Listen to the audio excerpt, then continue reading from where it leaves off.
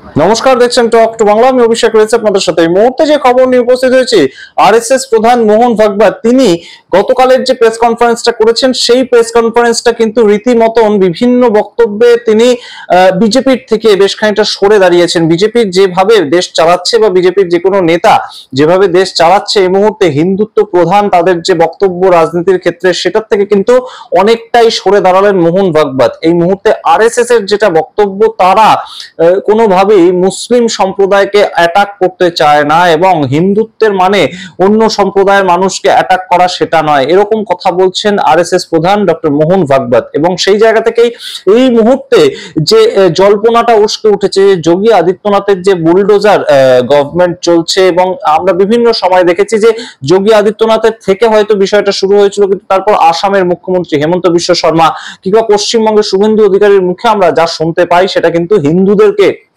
বাঁচানোর জন্য কিংবা হিন্দুদের যে লড়াইটা লড়বার জন্য কিন্তু তারা লড়ছেন। এবং বুলডোজার পলিটিক্স যেটা যোগী আদিত্যনাথ করে একদম তার নামের সঙ্গে একটা সমর্থক হয়ে গিয়েছে উত্তরপ্রদেশে, সেটার কিন্তু সম্পূর্ণ বিপরীত মেরুতে দাঁড়িয়ে কথা বললেন আরএসএস প্রধান মোহন ভাগবত। এবং তার সঙ্গে আরেকটা বিষয় অত্যন্ত তাৎপর্যপূর্ণ, এর আগের ভিডিওতে আলোচনা করেছি যে একদম আরএসএস কিন্তু এই মুহূর্তে জানিয়ে দিল যে তারা বিজেপির কোনো সিদ্ধান্তের বিষয়ে তারা সিদ্ধান্ত গ্রহণ করে না, অর্থাৎ আরএসএস বিজেপির উপর কিছু চাপিয়ে দেওয়ার মতো পর্যায়ে কিন্তু নেই এবং সেটা তারা করতে পছন্দ করে না। কিন্তু কি হলো এমন যে বিজেপি এবং আরএসএস এর মধ্যে এই দূরত্বের যে ছবিটা, সেটা একদম প্রকাশ্যে চলে এলো। এই নিয়ে আজকের এই বিস্তারিত প্রতিবেদন শেষ অবধি দেখুন। কি বললেন Mohan Bhagwat, coat and quote আপনাদের পড়ে শোনাবো এবং তার সঙ্গে অবশ্যই শোনাবো যে মোহন ভাগবতের এই মুহূর্তে স্ট্যান্ড পয়েন্টটা ঠিক কি এবং সেটা কতটা দূরত্বে মোদী এবং অমিত শাহ এবং তাদের সঙ্গে যোগী আদিত্যনাথের যে সরকার চলছে তাদের স্ট্যান্ড পয়েন্টের থেকে। সমস্তটাই দেখুন। তার আগে অবশ্যই টক টু বাংলা ইউটিউব চ্যানেলটিকে সাবস্ক্রাইব করে দিন, এই ভিডিও বেশি বেশি করে শেয়ার করুন আপনাদের ফ্রেন্ডস সার্কেলে। আপনারা জানেন এই মুহূর্তে কিন্তু যোগী আদিত্যনাথের যে সরকার, সেটা ওয়াকফ অ্যামেন্ডমেন্ট যে আইনটা যেটা পাস হলো, তার পরবর্তীতে আমরা দেখেছি যে বারংবার সুপ্রিম কোর্টের নির্দেশ থাকা সত্ত্বেও বিভিন্ন জায়গায় কিন্তু একদম সরাসরি মসজিদ থেকে দরগা, যেগুলো ওয়াকফ সম্পত্তি, সেগুলো কিন্তু রাতের অন্ধকারে বুলডোজার পাঠিয়ে একদম গুড়িয়ে দেওয়া হয়েছে, এরকম অভিযোগ উঠে এসেছে। ঠিক তেমন ভাবেই উত্তরাখণ্ডে সেই একই ছবি দেখা গিয়েছে। এবং আসামে তো একদম রীতিমতন হেমন্ত বিশ্ব শর্মা তিনি বিভিন্ন সময় কট্টর হিন্দুত্ববাদীর যে চেতনাটা, সেটাকে নিয়ে এগিয়ে চলতে চাইছেন। ঠিক একইভাবে পশ্চিমবঙ্গে আমরা দেখতে পাচ্ছি বিরোধী দল নেতা শুভেন্দু অধিকারী বারংবার একই কথা বলছেন। এবং সেই পর্যায়ে দাঁড়িয়ে এই মুহূর্তে আরএসএস প্রধান মোহন ভাগবত তিনি যে কথাটা বললেন, সেটা কিন্তু অবশ্যই এই মুহূর্তে মানুষকে ভাবাচ্ছে যে কোথাও গিয়ে বিজেপির যে একটা স্ট্যান্ড পয়েন্ট, হিন্দুত্ববাদী স্ট্যান্ড পয়েন্ট, সেটার থেকে নিজেদের পজিশনটাকে দূরত্ব মেনটেন করাতে চাইছে মোহন ভাগবত। এবং তাই জন্যই কি তার এই বক্তব্য। কি বলছেন মোহন ভাগবত, আগে কোট আন কোট শুনুন, তারপর আসছে এই নিয়ে ব্যাখ্যায়। মোহন ভাগবত বলছেন, Hindus are insecure due to a lack of confidence, no Hindu thinks there will be no Islam. যে এরকম কেউ ভাবেন না যে ইসলামরা থাকবেন না, আমাদের সঙ্গে ইসলামরা থাকবেন না। We are one nation first. The RSS does not believe in attacking anyone, including on religious line. মানে রিলিজিয়াস লাইনের জন্যও হিন্দুরা কাউকে অ্যাটাক করবে, এটা কখনোই আরএসএস এর মতামত নয়। হলোটা কি মোহন ভাগবতের? এই প্রশ্ন তো উঠবেই, তার কারণ আমরা বারংবার কিন্তু শুনেছি যে হিন্দুত্ববাদী চেতনা উদ্বুদ্ধ মোহন ভাগবত কিংবা তার সঙ্গে আরএসএস এর যেটা মূল বক্তব্য, তারা কিন্তু একদম সরাসরি হিন্দুত্ববাদী চেতনার কথাই বলে। এবং অবশ্যই সেই জায়গা থেকে তারা একদম বলছে যে ভারতবর্ষ ওয়ান নেশন ফার্স্ট, এবং সেখান থেকে তার বক্তব্য যে পলিটিক্যাল লাইন নয়, একদম রিলিজিয়াস লাইনের জন্য হিন্দুরা কাউকে গিয়ে অ্যাটাক করবে, সেটা হিন্দুরা চায় না। এটা এই মুহূর্তে কিন্তু অবশ্যই ভাবাচ্ছে সারা ভারতবর্ষকে। তার কারণ বিজেপি যেভাবে বেকায়দায় পড়েছে এই মুহূর্তে, বিভিন্ন ইস্যুতে বিজেপি যেখানে বেকায়দায় পড়েছে, সেখানে ভারতবর্ষের যে মূল সংবিধানের ভাবধারাটা সেকুলারিজম, সেটাকে যদি আরো একবার একদম পয়েন্টে নিয়ে আসা না যায়, একদম কেন্দ্রবিন্দুতে নিয়ে আসা না যায়, যে সেটাকে মেনেই তারা চলতে চাইছে, আসলে তারাও সংবিধান বিরোধী কোনো কথাবার্তা বলছে না, তারাও কট্টরপন্থী বা হিন্দুত্ববাদী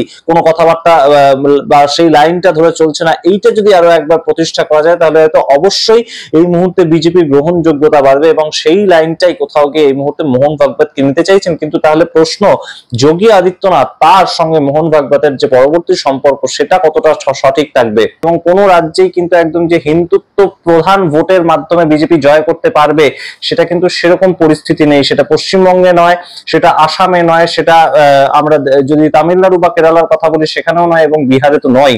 সুতরাং সেই জায়গা থেকে প্রত্যেকটা রাজ্যে কিন্তু সংখ্যালঘু ভোট বেশ খানিকটা ম্যাটার করে, এবং অবশ্যই বিহার এবং পশ্চিমবঙ্গে তো নির্ণায়ক ক্ষমতা একদম সংখ্যালঘুদের রয়েছে। সুতরাং সেই জায়গা থেকে একদম যে সংখ্যালঘুদেরকে বাদ দিয়ে ভোটে লড়াই করবার যে একটা প্রক্রিয়া, সেটা কিন্তু এই মুহূর্তে কোথাও গিয়ে মোহন ভাগবত ছেড়ে দিলেন, এবং সম্পূর্ণ ওয়ান নেশন, একদম সবাই মিলে একত্রিত হয়ে থাকবে, এটাই দেশের পরিচয়, সেরকম একটা কথা বললেন মোহন ভাগবত।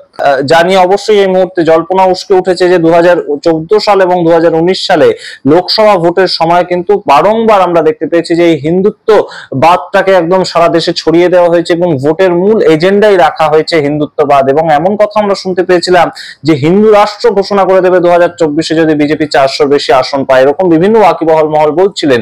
কিন্তু সেই জায়গা থেকে এই মুহূর্তে আরএসএস, যাদের মূল বিষয়টাই হচ্ছে একদম হিন্দুত্ববাদ, সেই জায়গা থেকে তারা কেন সরে গেল, এটা কিন্তু অবশ্যই এই মুহূর্তে একটা বড় সড়ো চিন্তার বিষয়। এবং রাজনৈতিক পর্যবেক্ষকরা কিন্তু মনে করছে যে এই মুহূর্তে একদম কট্টরবাদী হিন্দুত্ব, সেটাকে নিয়ে মাথা না ঘামিয়ে সামগ্রিকভাবে মানব জাতির উদ্দেশ্যে যদি কিছু ভালো কিছু করা যায় এবং সেই মেসেজটা মানুষের মধ্যে পৌঁছে দেওয়া যায়, সেটা হয়তো বেনিফিটেড হতে পারে। তার কারণ এর আগে আমরা 2024 সালে দেখেছিলাম যে বিজেপি হয়তো কোথাও গিয়ে ভেবেছিল রাম মন্দির উদ্বোধন করে সম্পূর্ণ সারা দেশের হিন্দুদের মনটা তারা জিতে নিয়েছে, কিন্তু যেটা ফল ঘোষণার পর দেখতে পেলাম আমরা যে সম্পূর্ণ এই রাম মন্দিরটা যেখানে ঘোষণা হলো, সেই অযোধ্যাতেই একদম হেরে গেল ভারতীয় জনতা পার্টি। সুতরাং সেই জায়গা থেকে রাম মন্দিরের একদম উদ্বোধন করা, কিংবা তার আগে যদি আমরা পিছিয়ে যাই 3 তালাক তুলে দেওয়া সেই জায়গাটা, কিংবা একদম 370 তুলে দেওয়া সেই জায়গাটা, প্রত্যেকটা বিষয় করেই কিন্তু বিজেপি একদম হিন্দুত্ববাদী ভোটের একদম যে মূল বিষয়টা, একদম সমর্থনটা, সেটা পেতে চেয়েছিল। কিন্তু সেই সমর্থনটা কি পাচ্ছে আদৌ তারা, নাকি তাদের গ্রহণযোগ্যতা কমছে বিভিন্ন রাজ্যে? এবং সেইটাকে নিয়েই কিন্তু এই মুহূর্তে পর্যালোচনার ভিত্তিতে মোহন ভাগবত তিনি একদম এই ধরনের কথা বলছেন বলে মনে করছে দেশের ওয়াকিবহাল মহল।